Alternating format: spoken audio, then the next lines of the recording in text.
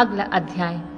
ब्रह्मलोक में वामन भगवान की पूजा, ब्रह्मकृत वामन की स्तुति और वामन रूप में विष्णु का स्वर्ग में निवास।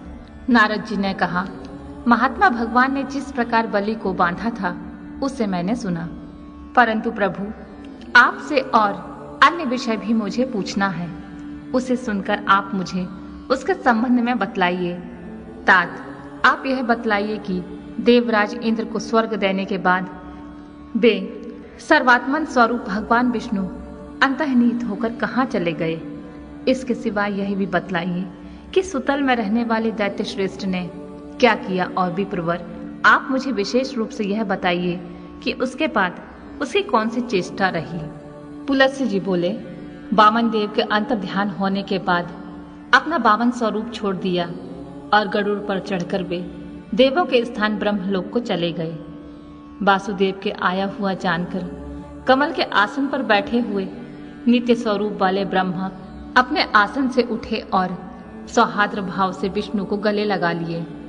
आलिंगन के बाद विधि पूर्वक अर्चा द्वारा हरि की पूजा कर ब्रह्मा ने पूछा, बहुत समय के बाद आपके यहाँ आने का क्या कारण है। उसके बाद जगतपति ने कहा, ब्रह्मान, मैंने महत्वपूर्ण कार्य किया है। एक देवों के यज्ञ भाग के लिए मैंने बलि को बांधा है। यह वचन सुनकर ब्रह्मा ने प्रसन्न होकर कहा, वह कैसे, यह कैसे? आप उस बांधने के लिए धृत रूप को मुझे दिखलाइए। ऐसा वचन कहे जाने पर भगवान गरुड़ ध्वज ने शीघ्रता से वह सर्वदेव स्वरूप अपना रूप दिखला दिया।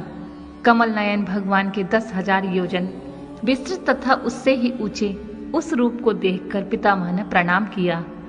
उसके बाद देर तक प्रणाम कर ब्रह्मा ने साधु साधु कहा और श्रद्धा पूर्वक नम्रता से महादेव की स्तुति करने लगे। हे देवों के देव वासुदेव, एक श्रृंग बहुरूप वृषाकपे भूत भावन, सुरों और असुरों में श्रेष्ठ, देवताओं और असुरों का मंथन करने वाले पीत वस्त्रधारी श्रीनिवास, अमित निर्मित कपिल, महाकपिल नारायण, आपको नमस्कार है।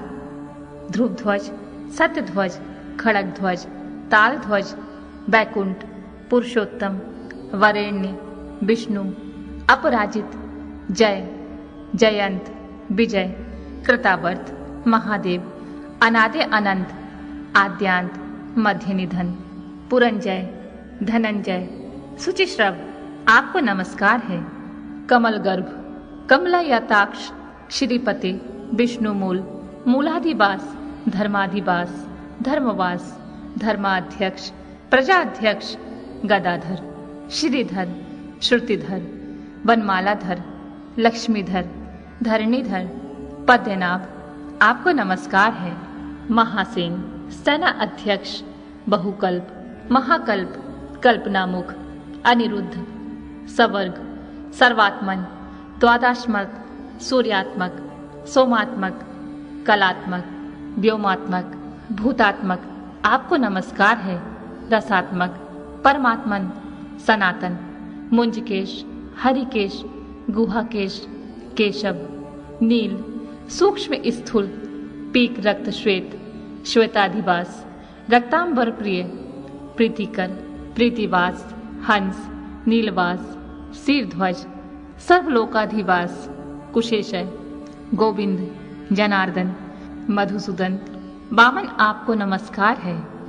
आप सहस्त्र शीर्ष, सहस्त्र नेत्र, सहस्त्रपाद, कमल, महापुरुष, सहस्त्र बाहु और सहस्त्र मूर्ति हैं। आपको देवगण सहस्त्र वदन कहते हैं। आपको नमस्कार है। ओम विश्वदेवेश, विशंभु, विश्वात्मक, विश्वरूप, विश्वसंभव, आपको नमस्कार है। आपसे यह विश्व उत्पन्न हुआ है। आपके मुख से ब्राह्मण, बाहु से क्षत्रिय, दोनों जांघों से वैश्य और चरण कमलों से शूद्र उत्पन्न हुए हैं। स्वयंभू, आपके नाभि से अंतरिक्ष, मुख से इंद्र और अग्नि, नेत्र से सूर्य, मन से चंद्रमा और आपके प्रसाद से मैं हुआ हूँ। आपके क्रोध से त्रिनेत्र, शंकर जी प्राण से वायु, सिर से स्वर्गलोक, कर्ण से दिशाएं, चरणों से यह पृथ्वी, कानों से दिशाएं और तेज से नक्षत्र उत्पन्न हुए हैं। संपूर्ण मूर्त और अमूर्त पदार्थ आपसे ही उत्पन्न हुए हैं। आप विश्वात्मक हैं। ओम आपको नमस्कार है। आप पुष्पहास, महाहास, परम ओमकार, वषटकार, स्वाहाकार, वौषटकार, स्वधाकार, वेदमय, तीर्थमय, यनमानमय, यज्ञमय, सर्वधाता, यज्ञ भोक्ता, शुक्रधाता, भूर्ध, भूवर्ध, स्वर्ध, स्वर्णद, गोद एवं अमृतद है। ओम आप ब्रह्मादि ब्रह्ममय, यज्ञ, वेदकाम, वैद्य, यज्ञधार, महामीन, महासैन, महाशिरा, नरकेसरी, होता, होम, हुयमान, हयमेघ, पोता, पाव्यता, पूत, पूज्य दाता, हन्यमान, द्विषमान एवं हरता है। आप नीति, नेता, अग्र, विश्वधाम, शुभांड, ध्रुव, आरण्य, ध्यान, ध्येय, ज्ञेय, ज्ञान, यष्टादान, भूमा, ईक्ष, ब्रह्मा होता, उद्गाता, गतिमानों की गति, ज्ञानियों के ज्ञान, योगियों के योग, मोक्षार्थियों के मोक्ष, श्रीमानों के श्री, गुहापाता एवं परम है।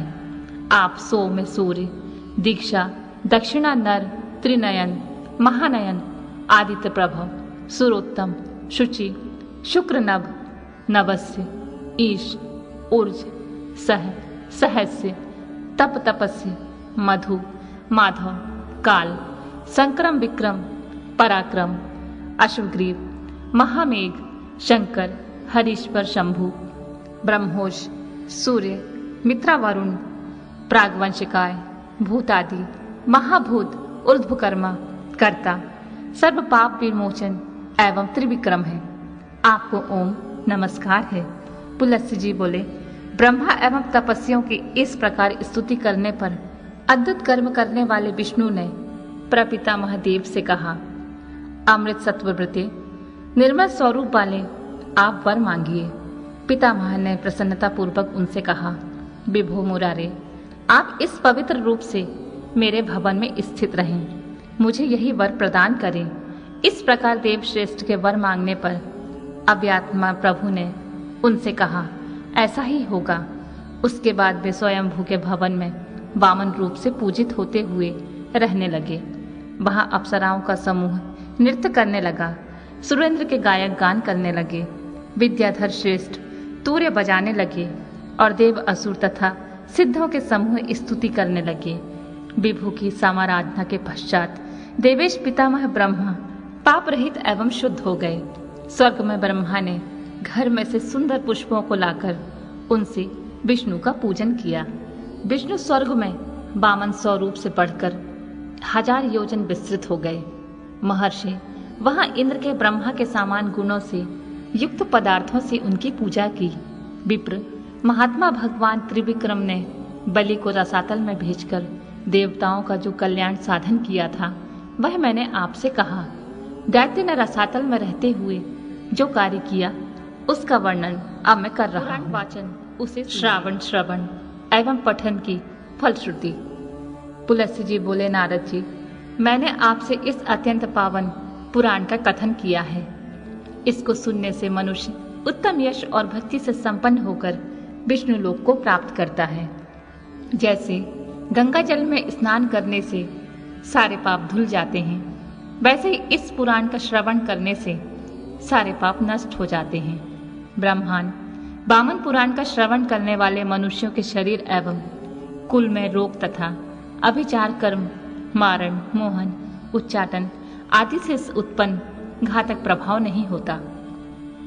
विनय पूर्वक विष्णु का अर्चन करते हुए श्रद्धा से विधान के अनुसार नित्य इस पुराण के सुनने वाले मनुष्य के सारे पाप नष्ट हो जाते हैं और उसे दक्षिणा के सहित अश्वमेघ यज्ञ करने तथा सोना, भूमि, अश्व, गौ, हाथी तथा रथ के दान का फल प्राप्त होता है। इस पुराण का एक चरण भी सुनने वाला पुरुष तथा स्त्री पृथ्वी में पावन एवं अत्यंत पुण्यवान हो जाता है। ब्राह्मण लोग अत्यंत पवित्र श्रेष्ठ तीर्थ के जल में, गंगा जल में, नैमिषारण्य, पुष्कर, कोकामुख तथा माघ मास में प्रयाग में जाकर स्नान करने से जिस फल की प्राप्ति का होना बतलाते हैं, एकाग्र मन से वामन पुराण के एक चरण का कीर्तन करते हुए यात्रा करने वाले पुरुष को वही फल प्राप्त होता है। नारद जी, मैंने आज आपसे उस पुराण को कहा है जो राजसूय यज्ञ का फल देने वाला है। महर्षि, मुझे इसमें कोई संदेह नहीं है कि इसको सुनने से मनुष्य पृथ्वी एवं देवलोक में प्राप्त होने योग्य सारे महान सुखों को प्राप्त कर सौत्रमणि नामक यज्ञ का फल प्राप्त करता है। देवगण रत्नदान, राहु द्वारा सूर्य एवं चंद्र के ग्रस्त होने के समय किए गए दान, भूखे अग्निहोत्री, उत्तम ब्राह्मण को दिए गए अन्य दान, अकाल से पीड़ित पुत्र पत्नी एवं भाई बंधुओं के पोषण में तत्पर पुरुष को दिए गए दान, देवता, अग्नि एवं ब्राह्मण की सेवा में लगे रहने वाले व्यक्ति को तथा माता पिता और ज्येष्ठ भाई को दिए गए दान से जिस फल को प्राप्त होना बतलाते हैं, वह फल मनुष्य इस वामन पुराण के पाठ करने से प्राप्त कर लेता है। नारद जी, वामन पुराणों में 14वां उत्तम पुराण है। इसमें मुझे संदेह नहीं है कि इसका श्रवण करने से पापों का समुदाय एवं महापातक भी शीघ्र नष्ट हो जाते हैं। मुनि ब्राह्मण देव वामन पुराण का पाठ कहने, सुनने और सुनाने से सर्वदा सभी पाप नष्ट हो जाते हैं। मैंने आपसे यह परम रहस्य कहा है। इसे भगवान की भक्ति से रहित व्यक्ति के एवं ब्राह्मण की निंदा करने वाले आचारहीन तथा तर्कशील पापी मनुष्य के सामने नहीं कहना चाहिए। देवों के कारण वामन रूप धारण करने वाले अमित पराक्रमी श्री नारायण भगवान को नमस्कार है। और शांग, चक्र, खड़ग तथा पद्य धारण करने वाले पुरुषोत्तम भगवान को नमस्कार है। इस प्रकार जो मनुष्य भगवान श्री कृष्ण में अपनी भावनाओं को समर्पित कर इस वामन पुराण का नित्य पाठ करता है, उसे देवताओं से पूजित भगवान विष्णु मोक्ष पद प्रदान करते हैं। इस पुराण के वाचने वाले को गौ, पृथ्वी एवं स्वर्ण के आभूषण प्रदान करने चाहिए। इसमें धन की शठता नहीं करनी चाहिए, क्योंकि ऐसा करने से सुनने का फल नाश हो जाता है। विप्रदेव, जलन, ईर्ष्या, रोष आदि दोषों से रहित होकर तीनों संध्याओं के समय समस्त पापों के विनाश करने वाले इस पुराण का पाठ करने एवं श्रवण करने से सभी प्रकार की संपत्तियां प्राप्त होती हैं।